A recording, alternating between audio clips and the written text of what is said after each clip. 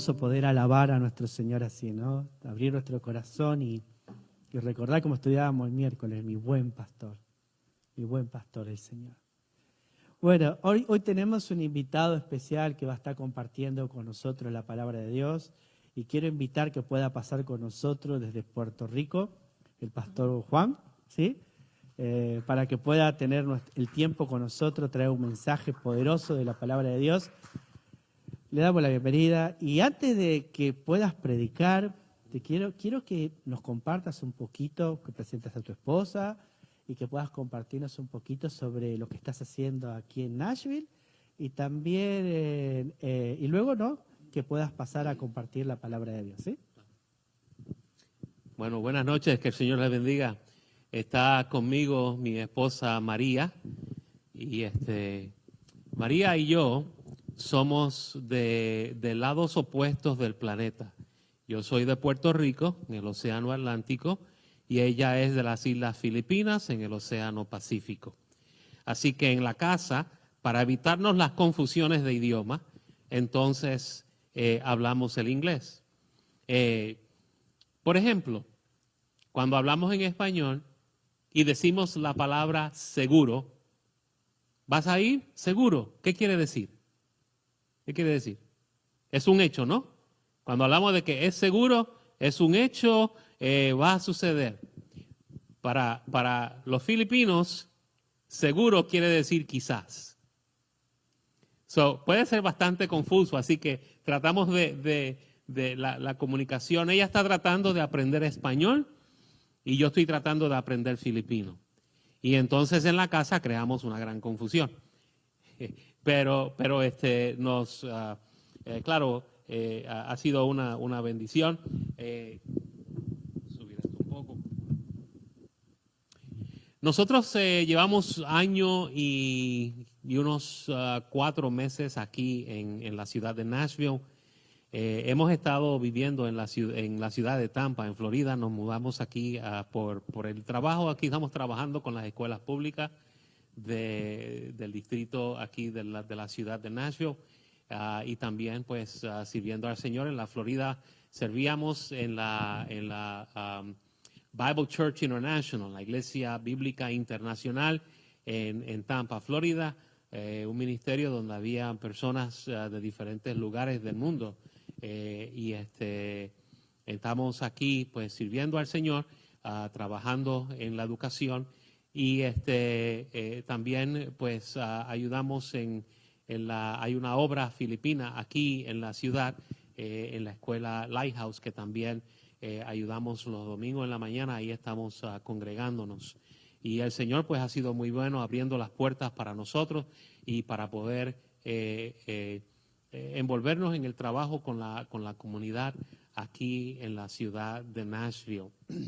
Les confieso, ahora que vamos a entrar en la palabra de Dios, les confieso lo siguiente. Yo llevo predicando muchos años, pero hace 23 años que no predico un mensaje en español. Después de 23 años, es la primera vez que voy a predicar en español, después de todo. Mi español es mi primer idioma. Sin embargo, pues siempre utilizando el inglés, tanto en el hogar como en el trabajo, por la mayor parte del tiempo, puede que sea un poco interesante. Así que si yo uso una palabra que usted no entiende, sea porque la usamos en Puerto Rico, en ningún otro lugar se utiliza, o porque la digo mal, pues tenga paciencia conmigo.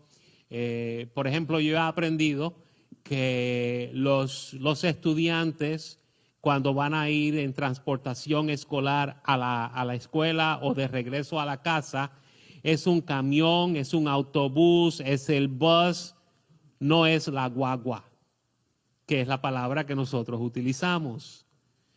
Y a veces pues se crean esas confusiones, ¿no? Pero bueno, el Señor es bueno y el idioma de uno nunca se le olvida.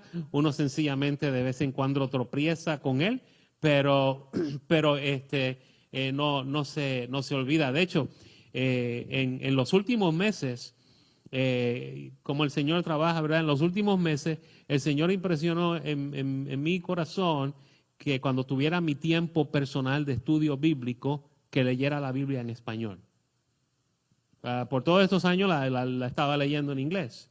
Y llevo unos meses que el Señor ha impresionado eso en mí, de leer la Biblia cuando estudie mi estudio personal en español. Y el Señor sabe lo que hace, ¿no? Qué bendición. Vamos a ir a 2 de Pedro capítulo 1. Ahí vamos a estar mirando los primeros 7 versos de este libro. Es una carta que fue escrita a la iglesia, tanto creyentes judíos como creyentes gentiles. Lo que tenían en común estos cristianos era que ellos estaban viviendo tiempos difíciles, tiempos de persecución, tiempos donde habían un sinnúmero de enseñanzas que van contrarias a la palabra de Dios.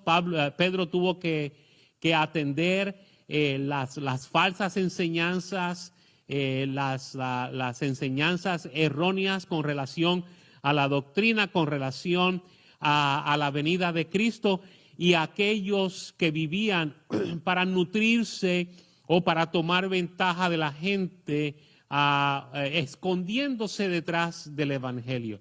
Vamos a leer en 2 de Pedro, capítulo 1, los versos del 1 al 7. Si por favor nos ponemos de pie para leer la palabra de Dios.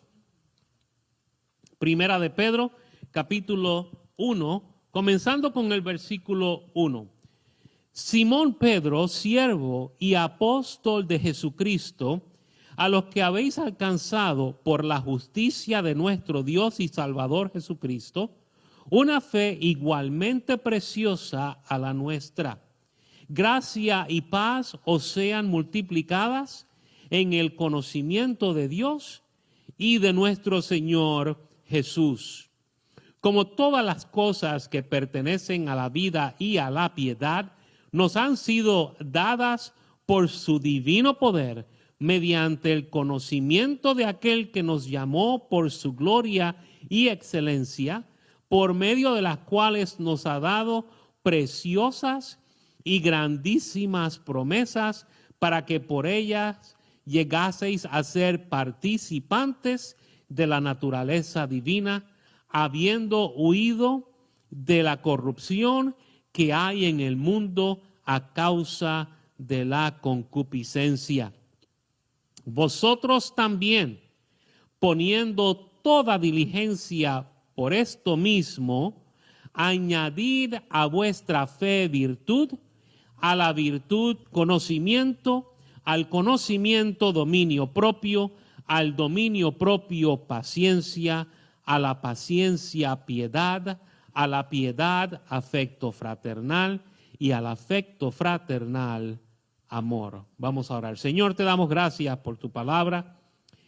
Te damos gracias por Jesús, que vino al mundo, dio su vida, derramó su sangre, para que aquellos que ponen su fe en ti, Señor, tengan vida eterna.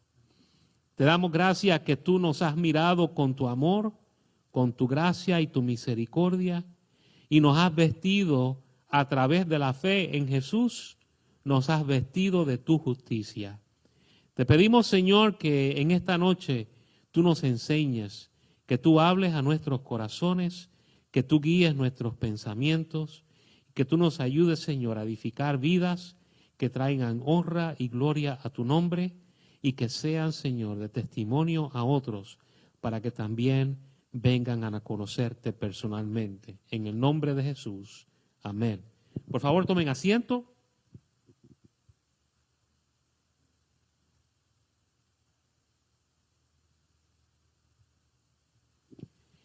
Miramos aquí en la segunda epístola de Pedro, en estos primeros 7 versos, vamos a mirar cómo se edifica una vida en Cristo.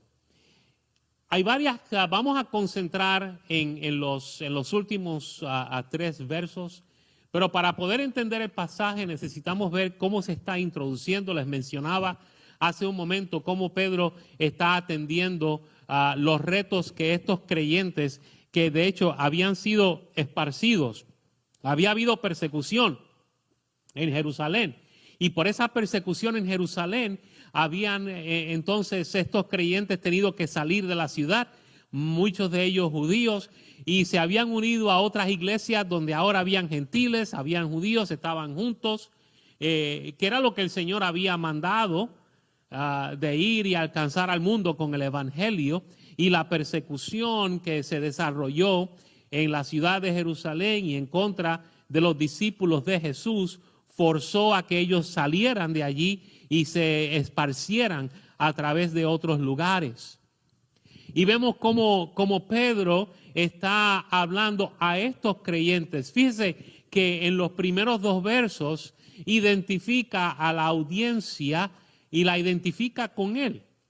Mire lo que dice: Simón Pedro, siervo y apóstol de Jesús, a los que habéis alcanzado por la justicia de nuestro Dios y Salvador Jesús una fe igualmente preciosa a la nuestra. Pedro le estaba diciendo, ustedes y yo, independientemente de dónde usted es originalmente, no importa si es judío, si es gentil, usted a través de la fe en Jesucristo ha obtenido esa fe igualmente que nosotros, por la misma persona. Y de hecho, hace el punto bien claro Pedro, que esta justicia, esta justificación, justificados pues por la fe, tenemos paz para con Dios, dice Romanos. Esa fe dice que viene a través de Dios y del Señor Jesucristo. ¿Qué quiere decir eso? Quiere decir que usted y yo no nos podemos salvar a nosotros mismos. Qué triste es encontrar gente, conocer personas y usted le presenta el evangelio o le empieza a hablar de Jesús y le hace preguntas con relación a su relación con Dios. Y la contestación que uno recibe a veces es, bueno, yo estoy tratando, yo soy bueno, yo estoy tratando de ser lo mejor posible. Le preguntas a alguien, porque todos en algún momento nuestra vida va a terminar. Si tú murieras hoy, en el momento en que tú mueras, ¿dónde va tu alma? Y quizás la contestación más triste que se puede escuchar es, yo espero que al cielo. ¿Sabe que usted no tiene que esperar? Usted puede saber con certeza cuando reconoce que la salvación no viene por mi esfuerzo ni por su esfuerzo, es por la obra que Cristo hizo en la cruz del Calvario. Y esa obra de redención es la que Pedro dice es una fe igualmente preciosa para nosotros que hemos creído en Jesús y que lo reconocemos a Él como el Mesías, como el Salvador. Dice entonces Él, gracia y paz os sean multiplicadas ¿en qué? En el conocimiento de Dios y nuestro Señor Jesús. ¿Sabes que cuando hablamos de la relación o de la fe en Jesús, estamos hablando de una relación personal con Dios? No estamos hablando sencillamente de religiosidad. No estamos hablando de seguir sencillamente unas rutinas que se canta, que uno se pone de pie, que uno se sienta, que uno camina. No, estamos hablando de una relación personal con Dios, donde usted, como hijo de Dios, a través de la fe en Jesús, puede llamar a Dios Padre. De hecho, la Biblia nos dice que podemos decirle a Él, Abba, Padre, que es un término de cariño, de amor, de amor de hijo a padre. Es como decirle papá. Eso es lo que nos está diciendo. que nosotros podemos tener esa relación y podemos conocerle de esa manera. Hay dos palabras en este pasaje. La palabra conocimiento se utiliza en varios versos, pero hay dos palabras que se han traducido como conocimiento. Esta primera palabra que aparece en los primeros versos de este capítulo es ese conocimiento personal, profundo, íntimo de Dios, donde hay una relación personal. El otro conocimiento que vamos a expandir dentro de un momento trata con otras cosas que vamos a explicar. Pero es tan importante que entendamos eso y que nosotros tengamos el propósito en nuestro corazón de que yo sí quiero ese conocimiento profundo, íntimo con Dios, esa relación personal con Dios. Comenzar mi día con Él, vivir mi día con Él, terminar mi día con Él, siendo parte de todas las áreas de mi vida. Luego nos dice en los próximos versos, los versos 3 y 4, nos habla acerca de nuestra vida en Cristo. Fíjense cómo dice, como todas las cosas que pertenecen a la vida y a la piedad, nos han sido dadas por su divino poder mediante el conocimiento, la misma palabra del verso 1, de aquel que nos llamó por su gloria y excelencia, por medio de las cuales nos han dado preciosas y grandísimas promesas, para que por ellas llegaseis a ser participantes de la naturaleza divina, habiendo huido de la corrupción que hay en el mundo a causa de la concupiscencia. Quiero que note lo siguiente en el verso 3. Dice ahí que va a hablar que las cosas que pertenecen a la vida y a la piedad. Cuando habla de vida y piedad, está hablando de dos cosas que están relacionadas. Quiere decir que mi vida en este mundo está conectada a la piedad que tiene que ver con mi relación, con mi devoción hacia Dios. Quiere decir que mi vida no la vivo yo a mi manera. Como creyente, como seguidor de Jesús, mi vida yo la vivo de acuerdo a la palabra de Dios, a la dirección del Espíritu Santo, y la autoridad sobre mi vida es Dios. ¿Sabe lo que el mundo dice? El mundo dice, sigue tu instinto, sigue tu mente, lo que tú piensas, sigue lo que te dice tu interior. Eso es lo que dice el mundo. Tú debes de ser autosuficiente. No debes de escuchar a nada más que a ti mismo. ¿Sabes que la Biblia me dice a mí todo lo contrario? La Biblia me dice a mí, fíate de Jehová de todo tu corazón y no confíes en tu propio camino. Vamos a Proverbios, el capítulo 3. Si va conmigo a ese verso.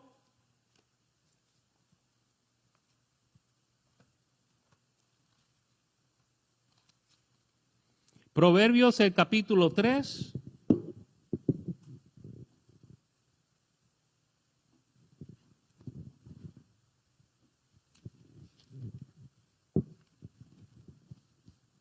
Comenzando con el versículo 5, dice, fíate de Jehová de todo tu corazón y no te apoyes, no te inclines, no te sostengas en tu propia prudencia, en tu propio pensar, en tu propia opinión, en tus propias emociones.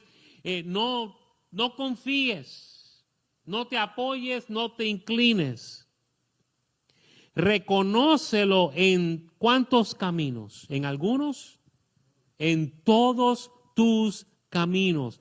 No importa lo que tú hagas. Sabes que para el creyente no hay separación entre la vida espiritual y la vida secular. Tú eres un hijo de Dios. Yo soy un hijo de Dios, sea en la iglesia, sea en el vecindario, sea en el trabajo, sea en el supermercado, sea en la calle, cuando voy manejando, aun cuando se me cruza alguien en medio de la carretera y uno quiere reaccionar y el Espíritu Santo te dice, no. No confíes en tu propia prudencia, en tus propias ideas, en tu propia mente. Reconócelo, dale el lugar a Dios en todos tus caminos y Él enderezará tus veredas o Él hará tus veredas derechas. Entonces dice el verso 7, no seas sabio en tu propia opinión, teme a Jehová y apártate del mal. ¿Sabes qué? Esto es todo lo contrario a la enseñanza del mundo que predica el mensaje de la autosuficiencia. Yo no soy autosuficiente. Yo dependo del Padre Celestial. Yo dependo de Él para que Él me guíe, para que Él me enseñe, para que Él me dé la sabiduría y el discernimiento para tomar decisiones que yo debo de tomar. Hay un himno que dice, dulces promesas son las del Señor, un mensaje bello de su amor. Y el coro dice, donde Él me guíe, fiel le seguiré. Donde Él me guíe. Y de ahí es que usted y yo, como creyentes en Jesús, nos debemos de sostener.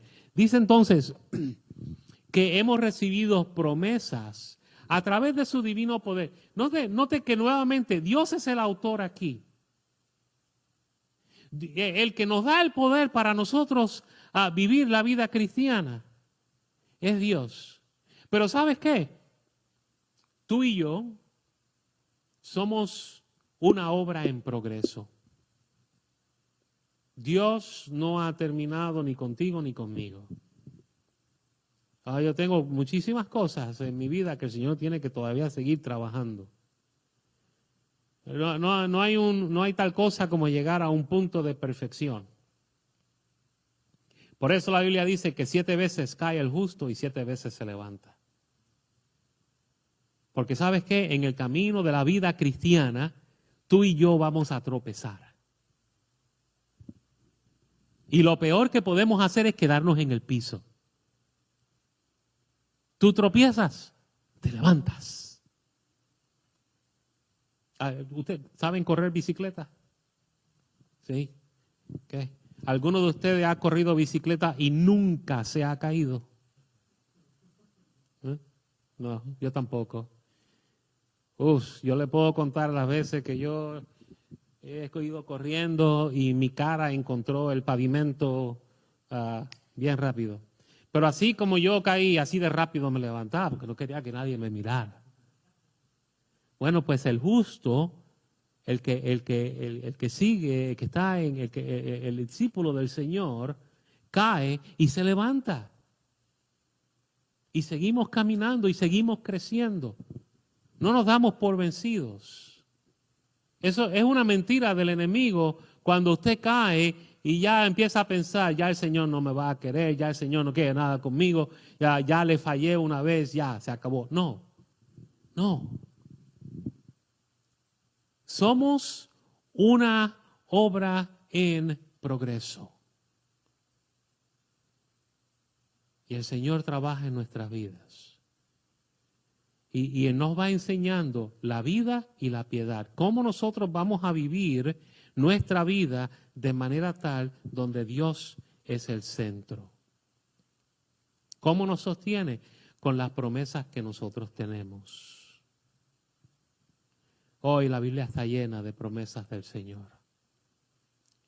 que nos ayudan a entender y nos dan el consuelo de la vida en Cristo y de que lo que estamos pasando en este mundo no ha de compararse con la gloria venidera. Yo sé que estamos en tiempos difíciles.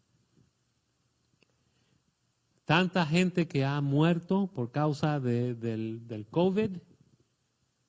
Personas que están en los hospitales, dificultades respirando, condiciones que se han desarrollado después del virus.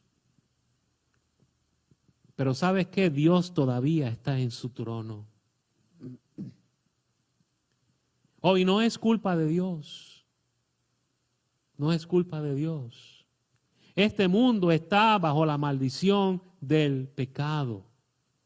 Si le vamos a echar la culpa a alguien, échesela a Adán. No se la eche a Dios. Dios le dio instrucciones a Adán. Él le dijo, no vas a comer del fruto del conocimiento del bien y el mal. Y allá la serpiente fue donde Eva, con que Dios os ha dicho. Y Eva pues se empezó a discutir. Pero ¿sabes qué? Si tú miras en Génesis, de hecho en el Nuevo Testamento Pablo dice que la mujer fue engañada. La serpiente engañó a la mujer. Adán no fue engañado. Adán hizo un acto que él sabía lo que estaba haciendo y él escogió desobedecer a Dios y comer de la fruta.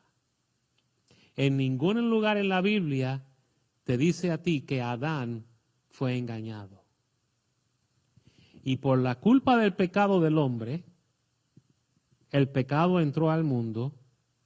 ¿Y qué dice? Y por el pecado que vino, la muerte. Ahí está la causa de las plagas que existen y las enfermedades que existen. Pero gloria a Dios que el segundo Adán, Jesús, vino y dio su vida en la cruz del Calvario para que tú y yo, poniendo nuestra fe en Él, tengamos vida. Y a través de la palabra vemos todas esas promesas. Pero entonces Pedro cambia un poco y ahora va a concentrar en lo que es mi imitación de Cristo. Los primeros versos hablan de mi relación personal con Dios. Los versos 3 y 4 hablan de nuestra vida en Cristo. Vivimos, recibimos promesas del Señor, vivimos para agradar a Dios. Y en los versos 5 a 7 vivimos imitando a Cristo. Porque estas características lo que hacen es ayudarnos a nosotros a mostrar quién Cristo es en nuestra vida, en mi vida y en tu vida. Y hay varias de estas características. Mire lo que dice. Vosotros también, poniendo toda diligencia, vamos a detenernos ahí. Nota que esto no es un esfuerzo que yo me siento a esperar que pase. ¿Qué dice Pedro? Nosotros tenemos que poner toda diligencia, esfuerzo. Nos tenemos que determinar que lo vamos a hacer. Tiene que haber un propósito. ¿Sabe lo que dice la Biblia en Daniel capítulo 1 cuando Daniel y sus compañeros fueron llevados a cautiverio? Que Daniel y sus compañeros propusieron en su corazón no contaminarse. Hicieron una decisión con propósito. Y Pedro le está diciendo a los creyentes lo mismo. Tú y yo tenemos que hacer una decisión con propósito. Yo me voy a proponer que de esta manera yo voy a vivir mi vida. ¿Cómo la voy a vivir? Tengo mi fe, he recibido a Jesús como mi Salvador, he confiado en Él como mi Salvador, pero ahora voy a vivir una vida que le agrada a Él, no a mí, no para agradarme a mí, sino para agradar a Dios. Mira lo que dice. Dice, añadir es el concepto de estar construyendo. Yo no soy constructor. Tampoco soy agricultor. Entre constructor y agricultor quizás me voy más por constructor, porque agricultor, toda la destreza de agricultura se quedó con mi abuelo y ya mi abuelo está con el Señor. En toda mi vida yo he plantado una sola planta y vivió. Y vivió. Es la única. Pero mi abuelo sí, él tenía esa destreza, yo no. Pero el concepto aquí es que estamos construyendo, añadiendo a lo que estamos haciendo en nuestra vida en correlación a Dios y necesita propósito y determinación. Dice, añadid a vuestra fe virtud. La palabra virtud quiere decir valor moral. Valor moral. Nos dice en Mateo, el capítulo 5 y el verso 16, así alumbre vuestra luz delante de los hombres para que vean vuestras buenas obras y glorifiquen a vuestro Padre que está en los cielos. Valor moral quiere decir que la manera en que yo me conduzco, la gente me va a mirar y la gente va a ver algo diferente en mí. Y esa diferencia la hace Cristo Jesús.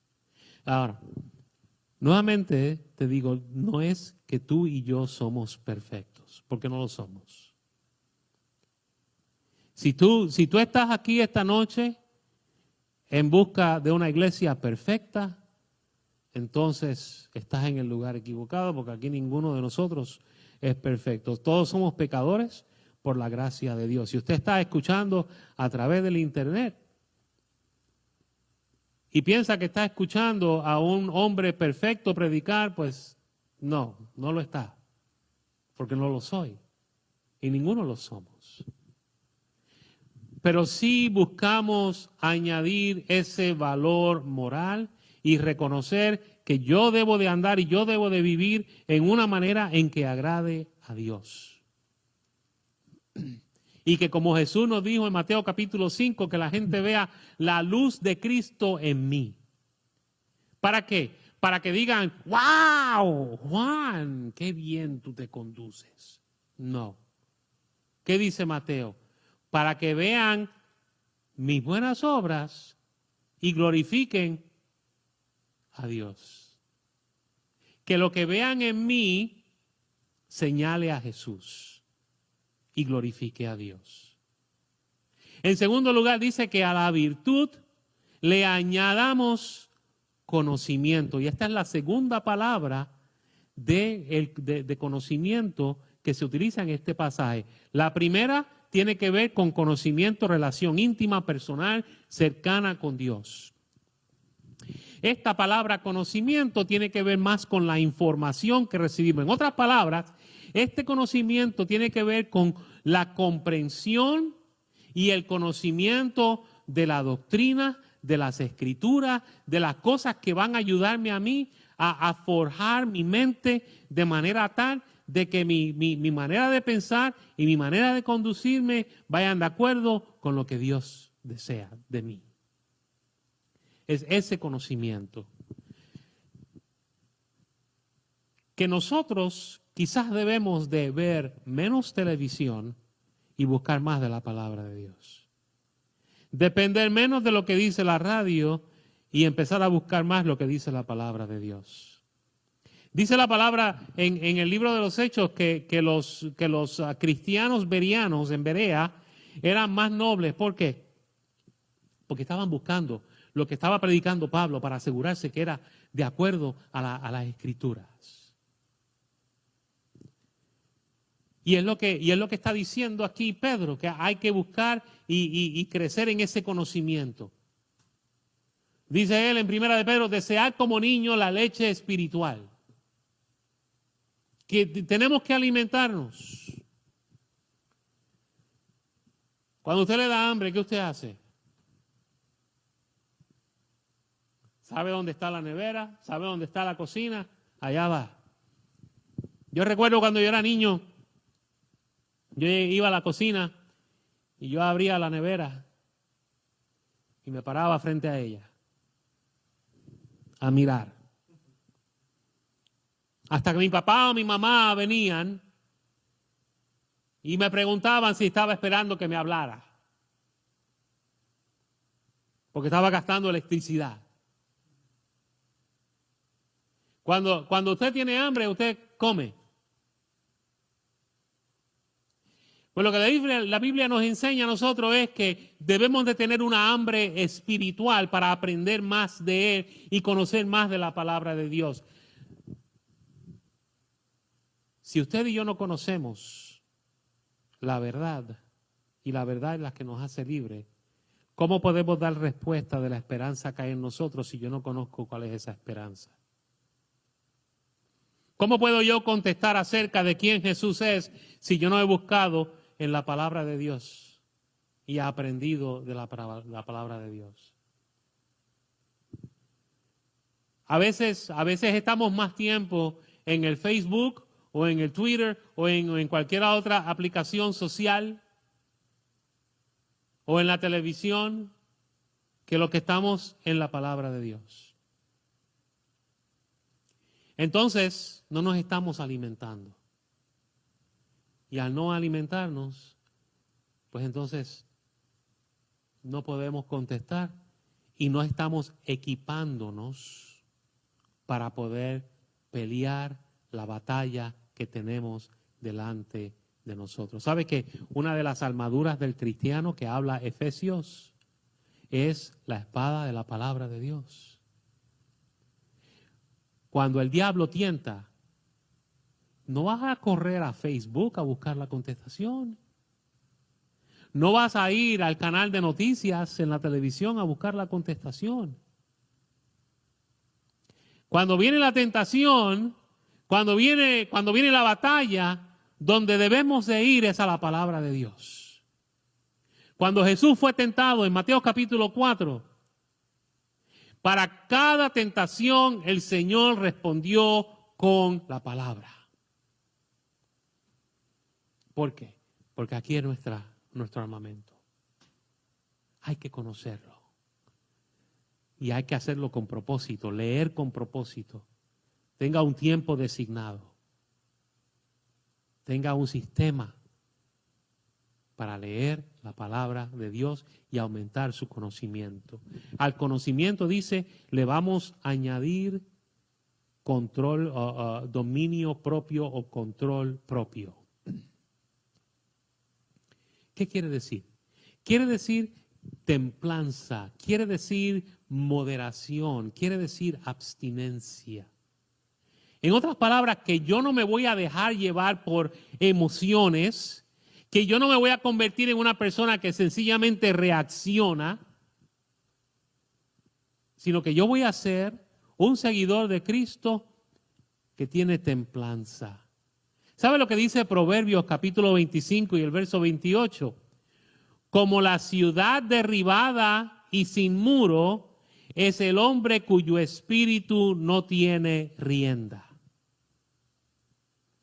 ¿Cómo controlamos a un caballo? Con la rienda. Pues dice aquí que nosotros necesitamos rienda en nuestra propia manera de reaccionar. Los retos van a venir. Quizás va a ser un vecino haciendo ruido, quizás va a ser alguien que te está tratando de provocar, quizás es un problema en el trabajo. El dominio propio que viene del Señor. El Señor no reaccionaba, no actuaba así reactivamente. Y tú y yo, cuando nosotros actuamos, debemos hacerlo con templanza. Quizás estás en el supermercado y alguien se te metió al frente en la línea cuando era tu turno. Entonces, ¿cómo vamos a reaccionar? Dice que al dominio propio le vamos a añadir paciencia. Now, la palabra paciencia es la palabra que también quiere decir perseverancia o resistencia.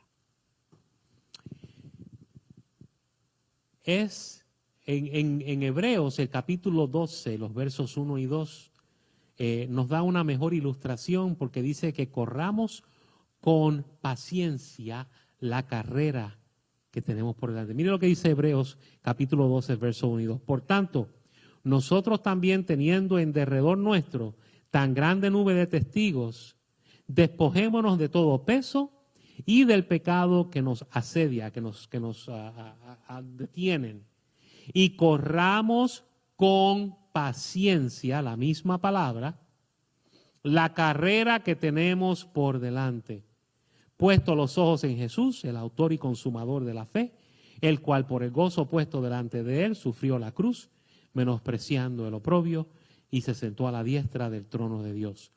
¿Ha corrido un maratón alguna vez? La persona que corre un maratón no empieza a correr rápido para irse adelante de todos. Comienzan con un paso y ahí se quedan. ¿Por qué? Porque es una carrera larga. Y la persona que corre un maratón rápido se va a cansar. Y va a llegar más adelante de otros, pero eventualmente no va a poder terminar su carrera. Y eso es lo que dice aquí. Vamos a añadirle a nuestro control propio, vamos a añadir también resistencia. Vamos a seguir, vamos a no darnos por vencidos. Vamos a entender que estamos en un maratón de la vida en Cristo. Y que estamos corriendo. Y que van a venir algunos obstáculos. Pero ahí seguimos con Él. Puesto los ojos ¿en quién? En Jesús. La gente no importa. El mundo no importa. Las circunstancias no importan. Los ojos puestos en Jesús. Y a esa paciencia entonces le voy a añadir piedad. La piedad, la misma palabra que se utilizó en el verso 3, tiene que ver con esa devoción a Dios. Con esa vida que voy a conducir en una manera en que agrada a Dios. En Tito, el capítulo 2, por ejemplo, nos habla acerca de que renunciando a la impiedad es lo opuesto a la piedad. Y a los deseos mundanos, vivamos en este siglo sobria, justa y piadosamente. ¿Cómo lo hacemos? Aguardando la esperanza del regreso del Señor. Que yo voy a dejar a un lado lo que no agrada a Dios, todo ese peso, el pecado, todas esas cosas, para entonces yo poder mantener mis ojos en Jesús. Y a esa piedad yo le voy a añadir afecto fraternal. La otra palabra es amor. Now, afecto fraternal y amor son dos palabras que se utilizan para amor. Afecto fraternal es la palabra fileo, de donde viene la palabra o la ciudad de Filadelfia, la ciudad del amor fraternal. Y la palabra amor es la palabra agape, que es la palabra que la Biblia utiliza para hablar acerca del amor de Dios. Estas dos tienen que ver con mi relación con la gente, con otros, y mi actitud hacia otros. El fileo, el amor fraternal, tiene que ver con el trato. Amaos los unos a los otros con amor fraternal. ¿Sabe lo que quiere decir? Que aunque no somos familia, nos tratemos como familia en Cristo.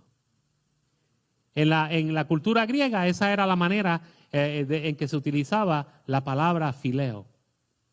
El amor fraternal, donde aunque no somos familia, te trato como familia. Y entonces la palabra agape es el amor que imita al amor de Dios. Es el amor que es entregado y emula lo que es el amor de Dios.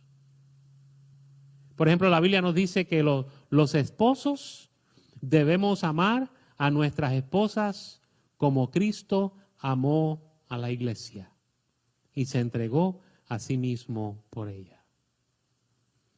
Quiere decir, pastor, que usted y yo tenemos que estar dispuestos a dar nuestras vidas por nuestras esposas, de acuerdo con lo que dice la Biblia. Y ustedes jóvenes que todavía no se han casado, bueno, uno de ustedes nada más, ¿verdad? Y allá en el internet, si no se han casado, varones, quiere decir que cuando tú encuentras a tu pareja, la vas a amar al punto de estar dispuesto a dar tu vida por ella. ¿Por qué? Porque el amor de Dios, el amor de Jesús, el amor de Dios hacia nosotros fue tal que dio su vida por nosotros. Y cuando yo hablo acerca del amor, voy a añadir amor, es que yo voy a añadir la imitación del amor de Dios y voy a entregar mi vida completa hasta mi último respiro para seguir e imitar el ejemplo y la vida de Jesús. Es un proceso. Comienza con el momento en que usted y yo, por fe, confiamos en Jesús como Salvador. Entendemos que nuestra vida ahora está en Cristo y mi vida pertenece a Él. Y yo me sostengo en sus promesas. No confío en mí mismo, confío en Él, creo en sus promesas. Y vivo una vida para imitarle a Él, para que otros vean a Cristo en mí. Si tú me estás escuchando y no ha llegado ese momento donde tú le has entregado tu vida, la Biblia habla acerca de obedecer el Evangelio. ¿Qué quiere decir?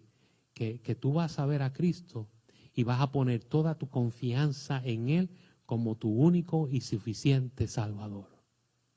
Si no ha llegado ese momento, hoy es el momento de hacerlo. La Biblia dice, porque de tal manera amó Dios al mundo, que ha dado a su Hijo unigénito para que todo aquel que en Él cree no se pierda, mas tenga vida eterna. ¿Quieres vida de verdad? La vida se encuentra en Cristo.